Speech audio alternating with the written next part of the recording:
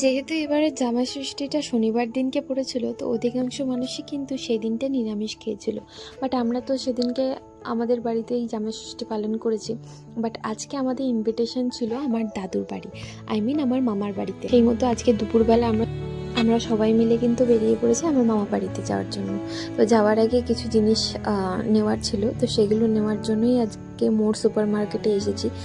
বহু খোঁজাখুঁজি করছিলাম, আসলে যেই জিনিসটার দরকার ছিল সেটাই পাচ্ছিলাম না। তারপর খোঁজাখুঁজির পর আলটিমেটলি নিয়েটি আমরা পৌঁছে গেলাম মামার বাড়িতে। ওই দিনটা যে বললাম নিরামিষ ছিল, তো ওই জন্য ওই দিন আর পালন হয়নি, তাই সানডে আমাদের সকলের ইনভিটেশন ছিল। তো খাওয়া দাওয়া হয়ে যাওয়ার পর আমরা সবাই মিলে এখানে বসে জমি আড্ডা মারছিলাম। আর খাওয়া দাওয়ার ক্লিপিংসটা নিতে পারিনি, কারণ প্রায় বিকেল 4:30 বেজে গেছিলো। আর এত জোরে খিদে পেয়েছিল যে কি বলবো।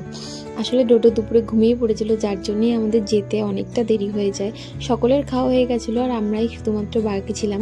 তো তারপর খাওয়া দাওয়া শেষে আড্ডা মেরে আমরা সকলে বেরিয়ে পড়েছিলাম বাড়ি যাওয়ার উদ্দেশ্যে।